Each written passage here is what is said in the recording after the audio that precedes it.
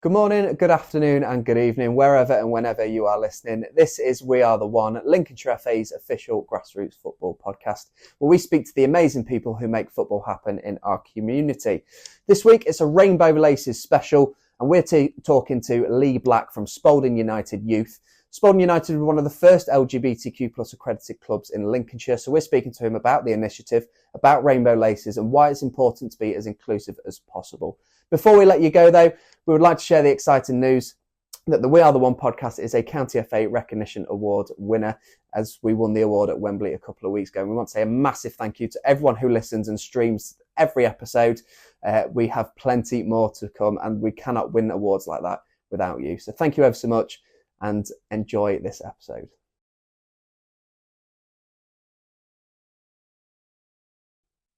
So I am here with Lee Black from Spalding United. Lee, just tell us about your role at Spalding United and what first got you involved with the club and grassroots football. So grassroots football I've been involved with since about 2002 with all my children. The normal way, coach steps down, one of the parents fill that gap.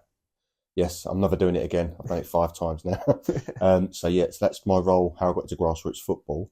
But Spalding Football Club, I coach the under-7s and the under-15s. Been with the under-15s since about under-8s. It's been a brilliant journey, and that's my sort of role at Spalding Football Club. And is that journey going to carry on until they get to, under-16s, 17s, 18s? Or that's my aim, is to really take these all the way to adult football. Mm-hmm. And the under-7s, I've been with them since they were 3. We did a teeny tulip scheme, which is still running, and I'd love to take 3-year-olds all the way to adult. That'd be fantastic. I think I'll knock it on the head then. Well, there's at least a relatively long future in football for the time being. Yeah. Let's talk about. So obviously, at the minute we're in Rainbow Laces. Yep. Which is something that yourself and the club are massive advocates of, massively drive forward. Spalding United, the youth section, was one of the first clubs to complete the LGBTQ plus inclusive accredited club programme. What motivated the club to take that step, and how has that sort of impacted your players, your volunteers, and I suppose the community of Spalding? If I'm being really honest, I didn't realise the impact it would have. At the start, I was almost, is it a tick box and we'll do it? That was, if I'm being really honest, I thought we'll do it. It's a nice thing to do, we'll do it. I've always measured the success of the Rainbow Laces by the fact that when I first applied, I think 5 years ago, I got sent 13 laces. Now I can only get 1 pair. So that's how I judge the success of the scheme. Yeah. But I applied, might be long ago, but I applied for some laces, got them, spoke to the club. They said, go for it. I'm so blessed to have Charlotte and Kiara at the top of our club. They're just amazing. Chair and secretary, and they back everything like this. They just want all kids to play football, from every walk of life, just play football. So we've got the laces, explained to the children and the parents and the managers on the WhatsApp groups what we're doing. And it was fairly silent, which I was a bit upset about, but it was fairly silent. But then obviously the ball got rolling. They could see what we was achieving. And it just went from there. What was really nice was a few of the kids asked why we was doing it. And I sort of read off, learned word for word what links if I had put on social media. And it was a bit robotic for a group of 9-year-olds, but I relayed it off. And then one of the kids, it sort of kick-started it. One of the kids just said, why are we doing this? And I said, well, just to show that we're an all-inclusive club and that all children can play football. That everything I've achieved as a coach would be wiped out if in 10 years' time a kid said, I really want to play football, but I'd never feel comfortable, because obviously football is predominantly known as, if you play football, you're straight. And if you're a girl that plays football, you're gay. And that's kind of what we pick up from kids. Yeah. And that was it. And then we've done the Rainbow Laces. I don't think the kids really understood the first year of it. They did it, and it was a success. They liked it. They enjoyed it. The second year was when I realised, and the club, because again, I can only get 1 or 2 pairs of laces, brought them to the club, and I said, right, captain, you're going to wear a pair. And we had a girl on our team. I said, you wear a pair, just so we've got one, just showing a bit of diversity in the club. Yeah. And one of the players turned around and said, why?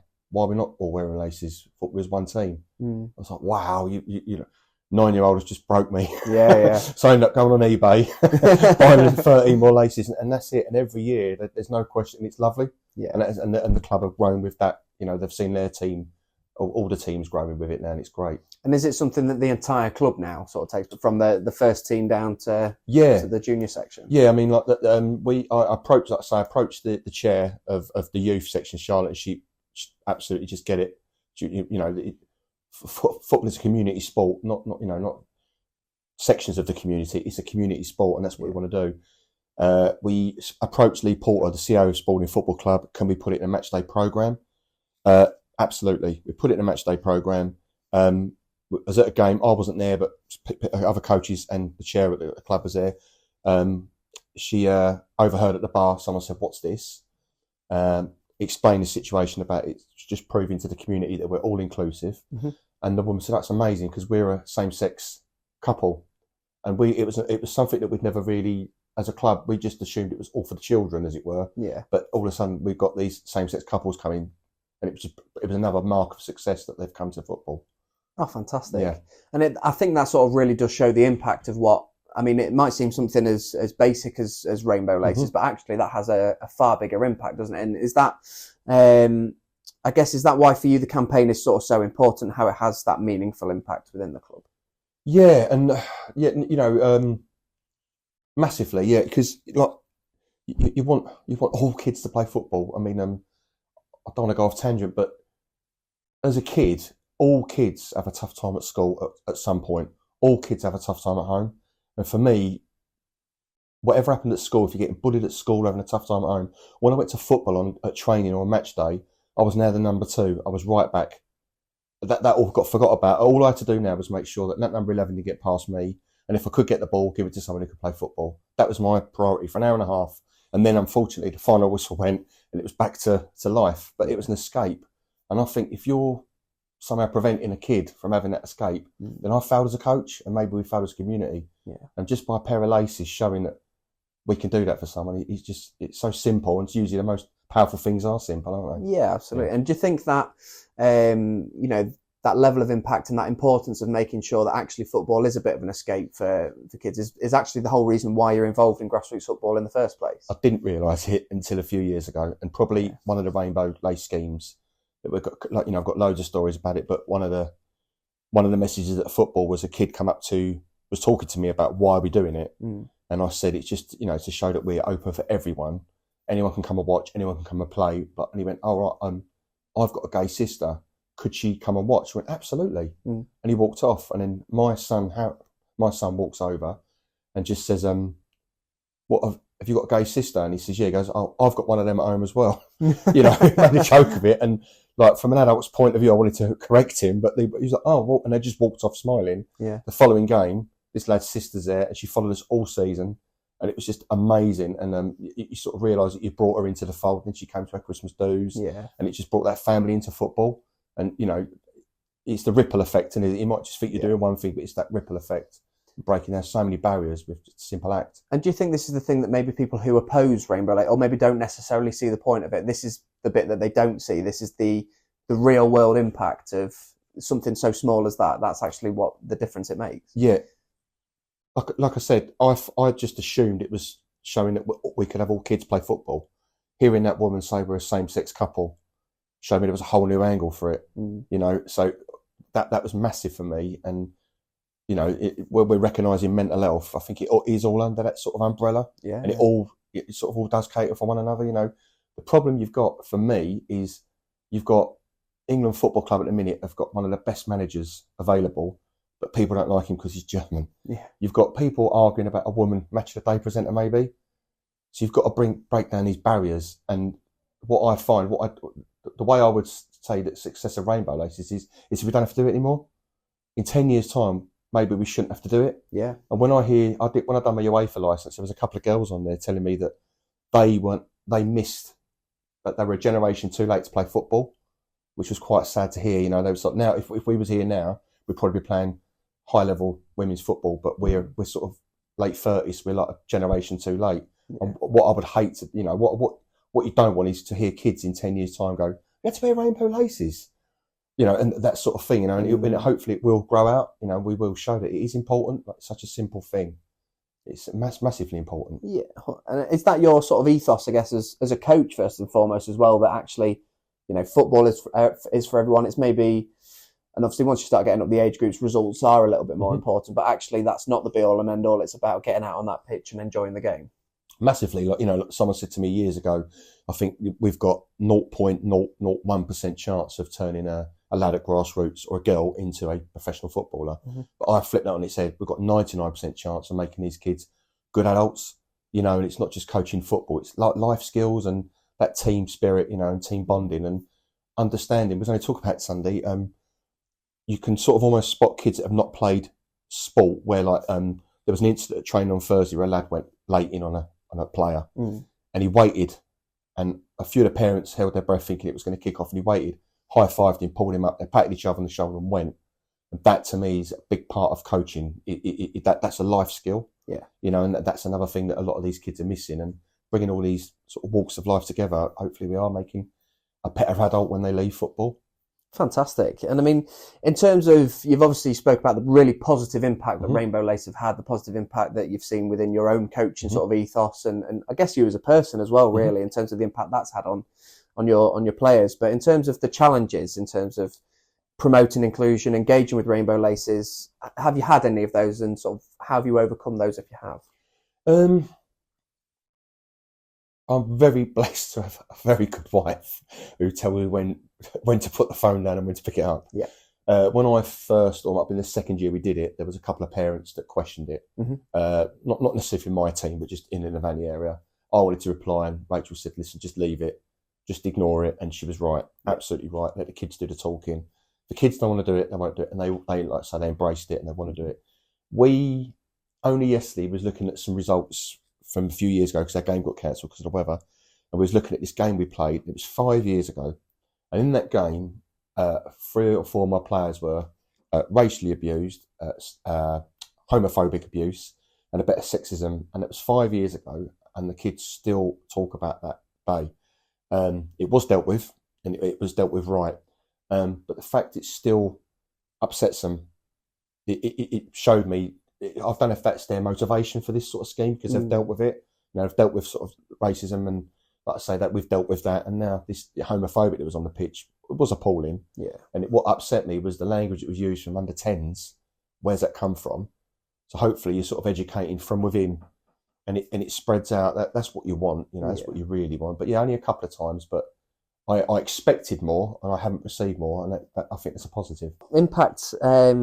Do you think that maybe had on your players in terms of receiving that, or being on the receiving end of that level of abuse at such a young age as well? Yeah. What I don't want to go off tangent.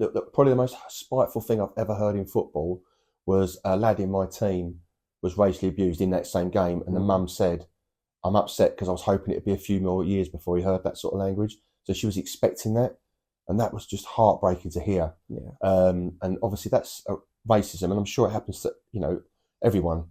But I think if a good can come out of a bad, see the lads and the girls in McDonald's after, proper grassroots, sort of all talking about it, all upset, and it just made them stronger. Yeah. And it just gave them a bit more drive. So sometimes I think you've got to experience, unfortunately, that, and it sort of makes or breaks a team. And lucky for me, it made us, not only those kids, but the parents, they were all appalled by it. And we sort of grew from that, really. So it is not nice, and it does happen, but I think if you shouldn't have to grow stronger from it, because it should stop, but you don't want to prevent people and kids playing football because of it. Yeah. And do you think, in terms of the sort of wider grassroots game, do you think the impact of your team engaging so well in Rainbow Laces had a sort of an impact with the other teams that you might play in the league or in the local area as well? Definitely. I've had 3 coaches message me, why, what for, and what have you got out of it? That sort of literally just three questions. And I tell them the story I'm telling now, just about these kids, bringing them together. I think one of our under 10s once said about there's a kid at school that might be gay and he's a really good goalkeeper. So maybe if we showed it we're all inclusive, he might come. So obviously on their language, that is such a powerful statement.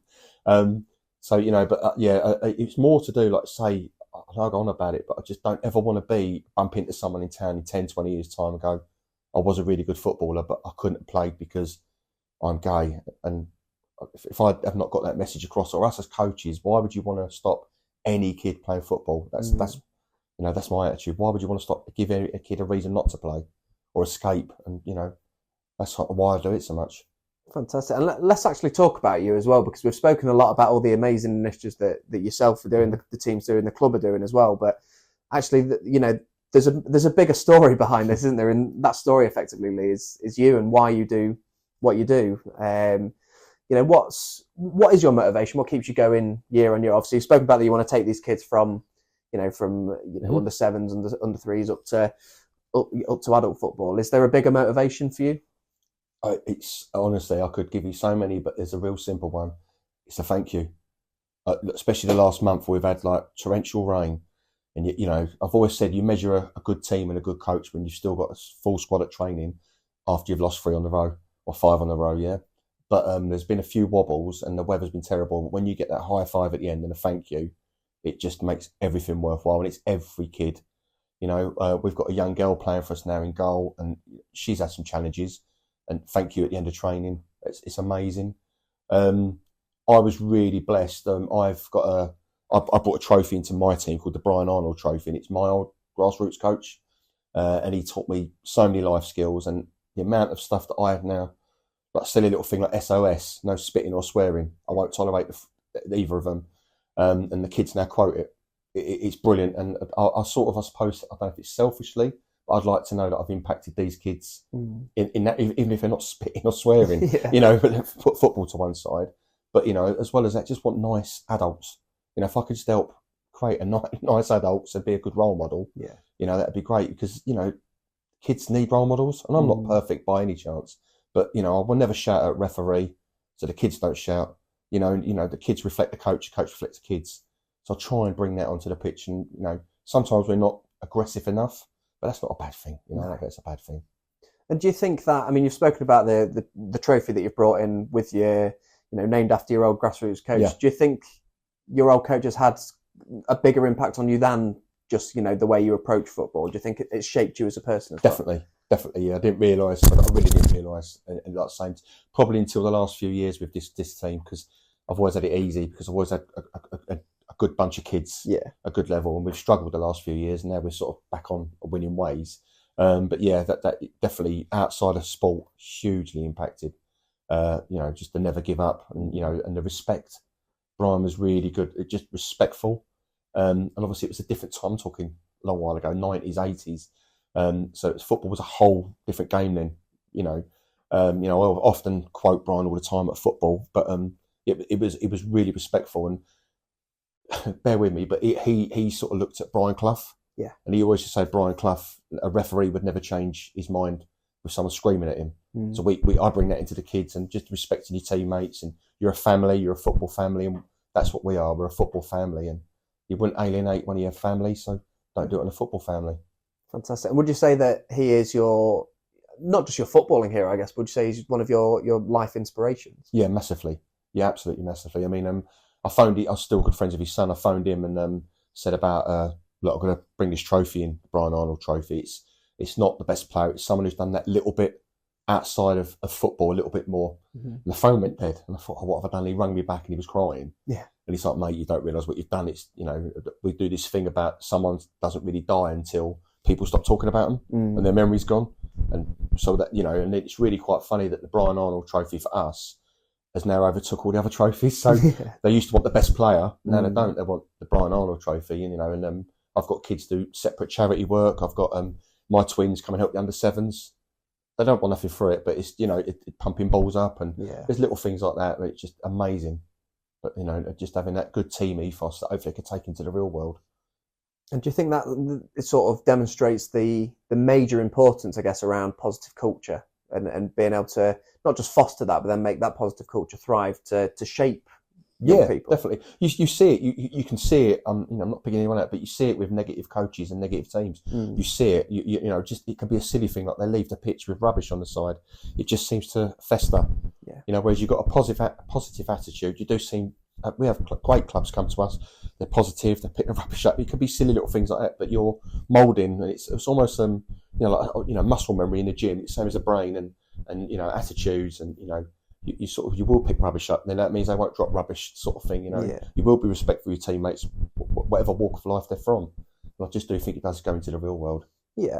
What challenges do you also face in your role? Because obviously there's a lot of positive things that you do, that you sort of create, but what are maybe some of the things that you still have to try and overcome?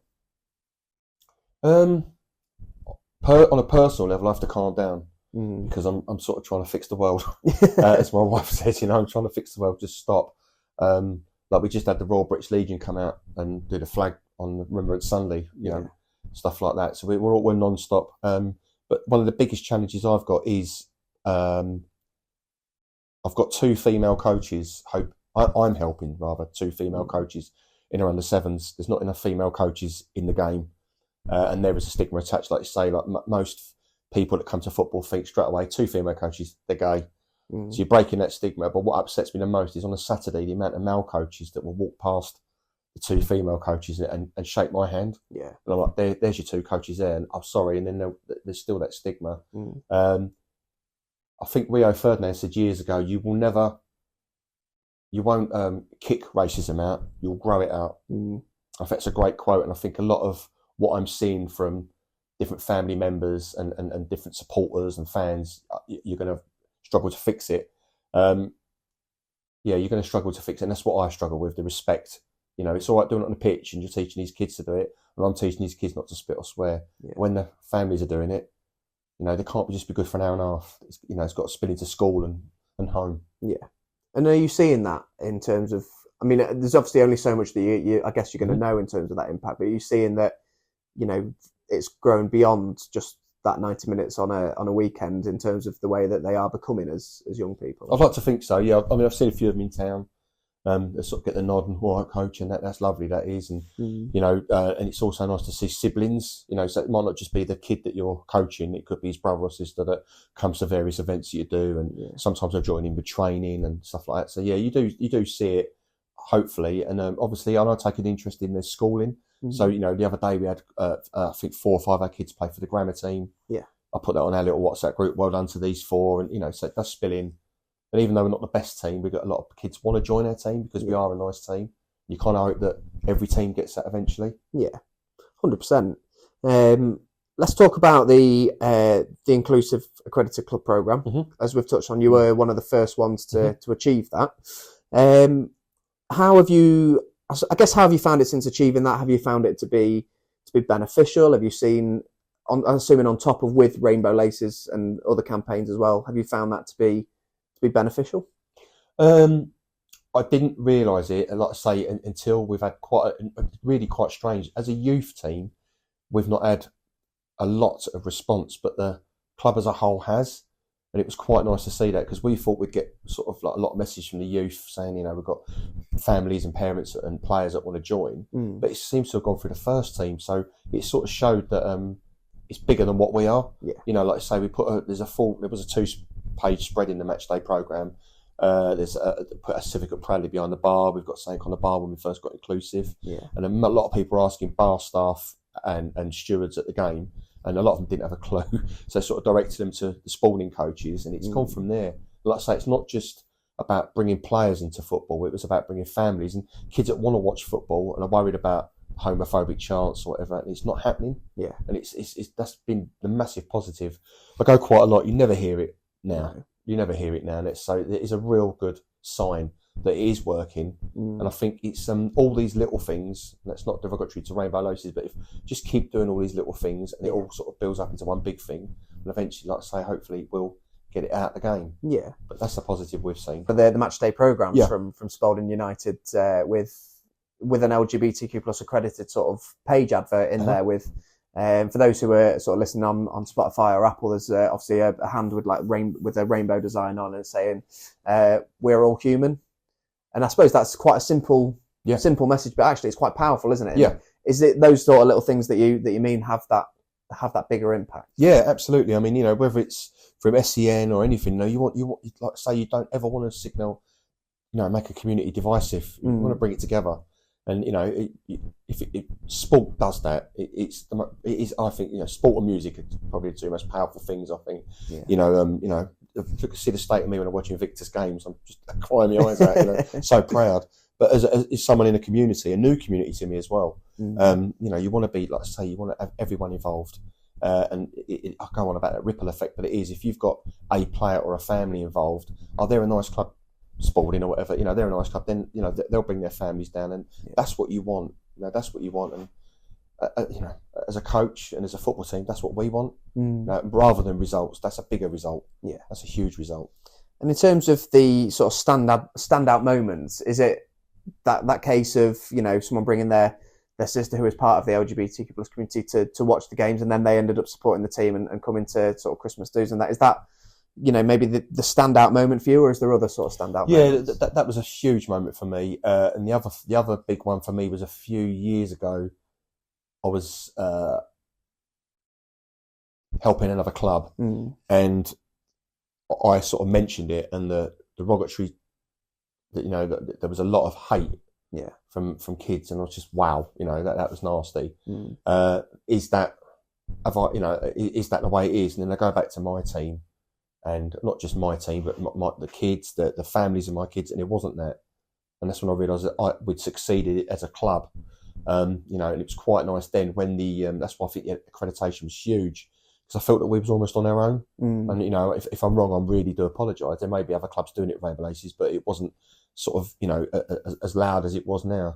Then the accreditation come on, and we joined it, and then all of a sudden we saw loads of other teams with this accreditation. You think that's great, and I think it was good for our players and our club and our community to see that our other communities embracing it. You know, it's not just one little community in Lincolnshire, it's the whole of Lincolnshire, hopefully. You know, and that's what we wanted. Absolutely. I mean, that leads me quite nicely onto the question of what advice would you give to other clubs? Is it maybe, you know, getting involved with that programme? Is it, like I say, doing the little things like it might be Rainbow Laces or Football v Homophobia in February? And, you know, what advice would you give? Just why wouldn't you? Why do you get into football sport? And why would you ever want to be the reason why a kid couldn't play? I think it's that simple. You know, why would you want to ever be a reason why a kid or a family couldn't come and enjoy? We call it the beautiful game. You know, it's that simple, and it just don't be the reason they can't. Whether it's an individual coach or a club or a team, what's the worst that can happen? And that's why I look at it. Yeah, absolutely. And I think, correct me if I'm wrong, but I think you were a couple of years ago a grassroots award winner, wasn't you, as a coach of the year? So I think you know, you've demonstrated quite well in this sort of in this episode why you won that. I mean, thank you. Do you think reasons like this is why you maybe won that award? Yeah, I think yes. I think it was. Yeah, there was a few reasons why, and this was, I think, one of the big ones. Yeah, just having that feedback. I didn't know, to this day, I don't know who nominated me or why. I know it was a few people. I'm assuming it was something from that, you know, just seeing that togetherness with the team, and the fact that also just, you know, the language that we use as 15-year-old lads is never derogatory. So I think, you know, it's just nice to know that you have made an impact. And you've seen the game change a lot over time. What are your hopes for where the game is going, and where do you hope to see the game go effectively? What are your hopes for the future? It seems that we seem to always just hit hurdles. You know, years ago it was racism, sexism. You know, and I think it does seem every generation seems to be breaking down. Now I feel it's you've got the abuse and lack of respect from mainstream football seems to be spinning to grassroots, and I think that's the next respect and worry that we've got. I think you will get equality on the pitch. I think it is happening, and it might not be quick, but it is happening. You know, I think women got banned for 100 years. I think, you know, it took 100 years. So, you know, when you think of the short time that we've been trying to do Rainbow Laces, we've made huge leaps. But my worry now is just about a little bit more respect from the sidelines. You go to JPL or academy football, and it's different. It's almost golf clapping, and everyone's cheering each other, and that's what you want, you know, without taking the passion out of the game. But and why do you think you know, in that league or at that sort of level, it is like that, and it's a bit different when you're sort of playing elsewhere? Well, for what it's worth, I think because there's not as much hatred on the pitch. And I think some people get frustrated with it. I think a lot of people like the blood and thunder, you know, the sort of yellow card shouting. I think they like that. Where that's almost removed from the game now, absolutely right. I think some people struggle with it, and I think they go to a game on Sunday wanting that, and they're not getting it. So they're bringing it out on themselves. And they're trying to sort of influence that Yeah. that atmosphere that isn't there, and effectively trying to create one. Yeah, and you can feel it. We've had a couple of games where you can feel it on the sideline. You know, the game's not spilling over. The referee's brilliant and sort of calling the captains in and, come on lads, calm it down, and girls. And then you'll feel it from the sideline, and eventually the ref's got to have a word with the sideline, or it spills over, and you just, what is going on? Yeah. You know. Fantastic. Well, Lee, you have been an absolute star. Thank you ever so much for joining us and for telling us your story, telling us the impact that you've seen of Rainbow Laces. And I suppose the last thing really is that we're just trying to, I think our message is joint in that we hope that everyone sort of engages with the campaign this year and hopes to see some sort of positive impact as well. Yeah, absolutely. Yeah, let's make it a campaign that, you know, everyone talks about and everyone looks forward to. Well, Lee, thank you ever so much. Thank you for everything that you do. Thank you for joining us and keep doing the amazing work that you're doing, because by the sounds of it, it sounds like you're having an unbelievable effect on on your players' lives. So Thank you. Keep doing what you're doing. Thank you.